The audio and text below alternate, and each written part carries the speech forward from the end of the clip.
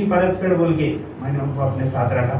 और एक गुरु और शिष्य, ये दोनों इस लड़ाई में पूरी ताकत से लड़ रहे हैं, जनता के बीच में जा रहे हैं और जनता हमारे को अच्छा कॉल दे रही है। और इंशाल्लाह आने वाले दिनों में हम प्रभाग 4 होंगे, प्रभाग 2 होंगे, और जो भी हमारे प्रभाग है वहाँ के लोगों को जो भी अड़ी अड़चन है, आधी रात को हम दोनों साथ में रहने वाले हैं, ये वादा करते हैं। और मेरे मातोश्री महबूबी शेख अब्दुल रशीद और शत्रुघ्न जड़वा वाघमारे साहब को भरघोस मतों से विजय करके आने वाले 5 साल हमसे पूरा काम लेंगे। अगर हम काम करने में पीछे रहेंगे तो बिल्कुल हम वो हमारे को पकड़ सकते, हमारे से जा विसर सकते। मगर मैं आज आपको आपके चैनल से माध्यम से कहना चाह रहा हूँ मिलिंद भाई, कि आप जब हमारा प्रभाग से हमारा विजय होगा, आप महीना 2 महीने 3 महीने में आपको वहाँ पे लोगों को जाके आपकी समस्या पूछेंगे। जिस दिन हमारी समस्या में, हमारी प्रॉब्लम सॉल्व करने में हम कम गिरेंगे तो आपका चैनल तो देगलूर में मशहूर है, आप तो हाईलाइट कर सकते हैं हम काम नहीं करे बोल। तो हम आपको विश्वास दिलाते हैं आपके चैनल से कि हम वो लोगों की सेवा करते रहेंगे और आप बिल्कुल हमारे साथ रहेंगे। और अगर हम कुछ गलत करें तो आप हमारे को बिल्कुल बोल सकते हैं।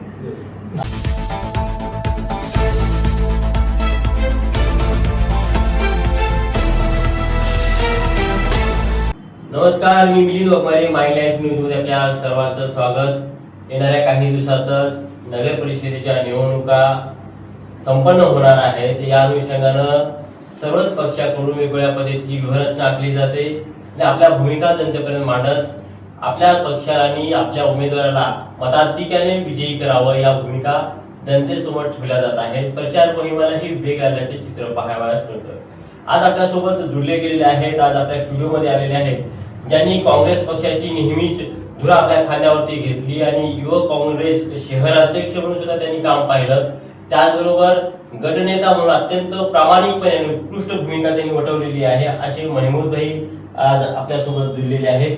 सर, आपलं माय लाईट या चॅनलमध्ये विशेष कार्यक्रमामध्ये आपलं मनपूर्वक स्वागत। नमस्कार मिलन भाऊ, मी आपला आभारी आहे। आपले चॅनल माइंड लाईट न्यूज मध्ये आपण मला मुलाखतीसाठी बोलवले, मी आपला आभार व्यक्त करतो। सर, खरं तर काँग्रेसच्या माध्यमातून आपली नेहमीच भूमिका सर्व धर्म जातीला एकत्र घेत आपण मांडण्याचं काम केलं। वेगवेगळ्या लोकांना, वेगवेगळ्या समूहाला जोडत समाजसेवेचं व्रत आपण हातामध्ये घेतलं आणि काँग्रेस पक्षाने याच आपल्या भूमिकेचं म्हणजे महत्त्वाचं जे काही आपण भूमिका मांडलेली आहे त्या भूमिकेला प्राधान्यक्रम देत आपल्या मातोश्रींना उमेदवारी दिली गेली। आणि खरं तर आता आपल्या प्रभागात खूप चांगल्या पद्धतीचं वातावरण आपल्याला पाहायला मिळतं। काय सांगता तुम्ही मातोश्री बद्दल आणि त्यांच्यासोबत जे आहेत शत्रुघ्न वाघमारे, हेही आपण दोघांनी एकत्र या प्रभागामध्ये निवडणूक लढताय, तर काय सांगाल? मी राजकारणामध्ये मागील 1997 पासून राजकारणात सक्रिय आहे। 2002 मध्ये जेव्हा नगरपालिकेची निवडणूक थेट नगराध्यक्ष होते तेव्हापासून मी काँग्रेस पक्षाला जोडलेला आहे। माझी नाळ म्हणजे मी राजकीय घराण्यातून नसून माझी राजकीय नाळ स्वर्गीय कैलाशवासी आमचे मार्गदर्शक प्रेरणास्थान खैसरजी देशमुख यांच्या घराण्यापासून माझी राजकीय नाळ जोडलेली आहे। त्यांनी मला राजकारणात संधीचा सोना करून मला 2011 मध्ये उमेदवारी दिली, 2017 मध्ये दिली आणि त्यांच्याच मार्गदर्शनाखाली त्यांच्या कुटुंबाकडून आणि आमचे वाडाचे ज्येष्ठ मंडळीकडून मला 2025च्या या निवडणुकीमध्ये सुद्धा उमेदवारी मिळालेली आहे। याचा पूर्ण श्रेय आमचे लोकनेते मौलाना शिरसटवार यांना जाते, कारण की मागील 2 निवडणूक मी त्यांच्यासोबत लढलेला आहे। माझं कार्य चांगलं आहे।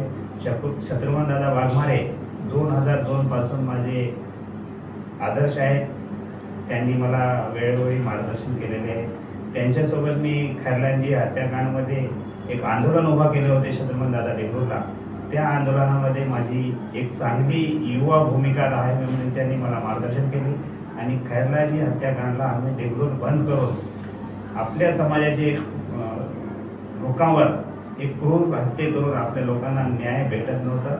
हा आंदोलन पूर्ण महाराष्ट्र भीमशक्तीच्या वतीने पेटवण्यात आला। देगलूरला पेटवण्याचं काम, देगलूरला आंदोलन प्रत्येक नागरिकाला जाण्यासाठी शत्रुघ्न दादा वाघमारे यांच्या मार्गदर्शनाखाली खैरलांजी हत्याकांडच्या न्यायासाठी आम्ही लढलेलो आहोत। खरं तर आपण अत्यंत महत्त्वाचा मुद्दा मांडला की जे काही सर्वसामान्य अल्पसंख्याक दलित जे सामान्य घटक आहेत त्यांच्यावरती अन्यायाला नेहमीच वाचा फोडण्याचं काम तुम्ही आणि शत्रुघ्न दादा यांच्या माध्यमातून झालेलं आहे. काल परवा आपण एक आपण जी महत्त्वाची सभा घेतली होती आणि त्या सभेअंती तुम्हाला माध्यमाने काही प्रश्न केले होते आणि आपण भावनिक होऊन आपल्या डोळ्यातून अश्रू अनावर झाले होते. काय सांगाल त्यामागचं काय होतं, ते अश्रू का अनावर झाले? नाही, मागच्या निवडणुकीमध्ये माझ्यासोबत माझे वडील होते आणि ह्या निवडणुकीत त्यांची कमी मला भासली. आणि मी ज्या वार्डातून थांबलेला आहे प्रभाग 4 मधून, तो बिस्मिल्ला कुरेशी आमचे मार्गदर्शक त्यांचा गट राहिलेला आहे. मागील 40 वर्षापासून त्यांनी त्या वार्डाचं नेतृत्व केलं आणि एक युवा कार्यकर्ता म्हणून, एक युवा लोकांच्या भावना जाणून आणि लोकांच्या अडीअडचणमध्ये जाणारा एक मुलगा म्हणून त्यांनी मनाचा मोठापणा दाखवून शत्रुघ्न दादा वाघमारे यांच्यासोबत पॅनलमध्ये कोण उमेदवार टिकेल या नात्याने त्यांनी स्वतः आपली उमेदवारी मागे घेऊन एक वडिलासारखा मला आशीर्वाद देऊन त्यांनी आपली उमेदवारी मला दिली. यासाठी आपण जेव्हा मला प्रश्न विचारले तेव्हा मी भावनिक होतो. हा भावनिक क्षण एक वडिलाच्या नात्यानं झालं होतं. म्हणजे एक वडील गेल्यानंतर मी एक मोठा माणूस जेव्हा आपल्या पाठीवर हात ठेवतो, अत्यंत एक भावना राहते की त्यांचं जे उपकार आपल्याकडे राहते, त्या उपकाराला तिथून आपल्याला जिंकून त्या वाड्यात काम करून त्यांची समाजसेवा टिकवण्यासाठी, बिस्मिल्ला काकाचं नाव तिथं कायम ठेवण्यासाठी आपण विचारलेल्या प्रश्नाचं उत्तर देताना मी भावनिक झालो होतो. खरं तर आपण आता अत्यंत महत्त्वाचं सांगितलं की त्यांच्या मार्गदर्शनाखाली किंवा ज्यांच्या आशीर्वादाने आपण ही निवडणूक लढवतो आणि ज्यांच्या विश्वासाने तुम्हाला जी संधी मिळालेली आहे त्या संधीचं सोनं समाजामध्ये झालं पाहिजे या भूमिका आपल्या नेहमीच राहिलेल्या आहेत.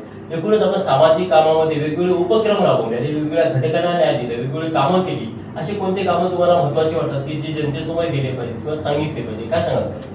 सर, आता मी पुढचे जे माझा उपक्रम आहे ते मी हिंदीमध्ये बोलतो. जर आपलं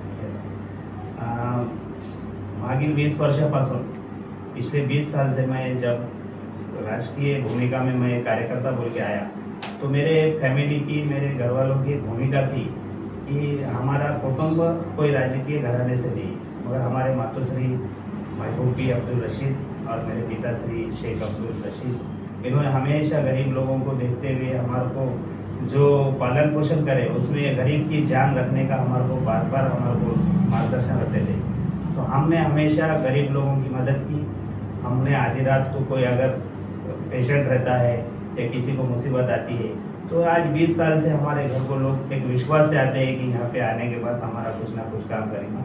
ये पुण्य ही मेरे पिताजी से, मेरी माताजी से मेरे को मिला नहीं है. मैं किसी का देख के नहीं सीखा. मेरा कोई राजकीय घराना नहीं था, फिर भी हम अच्छे लोगों के साथ रहे. हमारे संस्कार अच्छे हैं. हमारे माताजी पिताजी हमेशा हमको बोले कि जो अड़ी अड़चन में रहता उसका काम करना. और कोई, मैं बड़ी फैमिली से बिलोंग नहीं करता. मैं एक साधारण कुटुंब से था. मेरे पिताजी की पान शॉप थी, उसके बाद होटल थी और मैं बहुत साधारण कुटुंब से मैं यहाँ तक आया. इसका पूरा श्रेय मेरे माताजी पिताजी और मेरे समाज के, जो हर समाज के घटक मेरे साथ है. बौद्ध समाज के लोग मेरे साथ है, मातल समाज के लोग मेरे साथ है, मेरे मुस्लिम समाज के लोग हमेशा मेरे साथ रहे वाले. इतर समाज जितने भी है, कोली, मुनरवाड़, गोलेवाड़, ये मेरे पिताजी जो एक 50 साल से जो मार्केट में एक छोटा बिजनेस करते थे, तो हर समाज का लोग हमारे पिताजी से जुड़ा था. तो एक समाज के हर घटक तक मेरा नाम पहुंचाने में मेरे पिताजी और हर समाज के जो लोग मेरे से जुड़े हुए थे, इसलिए समाज में मेरा एक अच्छा नाम गया और उन्होंने मुझे सहकार्य दिया. और पिछले 15 साल से मुझे राजकारण में टिका के रखने के लिए भरघोस मतों से चुन के देने का काम मेरा हर समाज का लोग मेरे साथ रहे.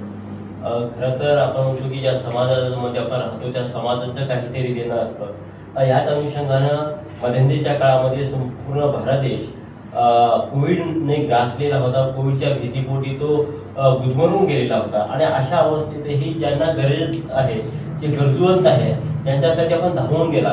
वेगवेगळे त्यांच्यासाठी किट वाटप करण्याचं काम केलं. खरं तर ही भावना जेव्हा आपण एखाद्याला करतो किंवा कोविडचा प्रसंग तुम्ही एकंदरीत कसं सांगा? कोविडमध्ये अत्यंत भयंकर परिस्थिती होती.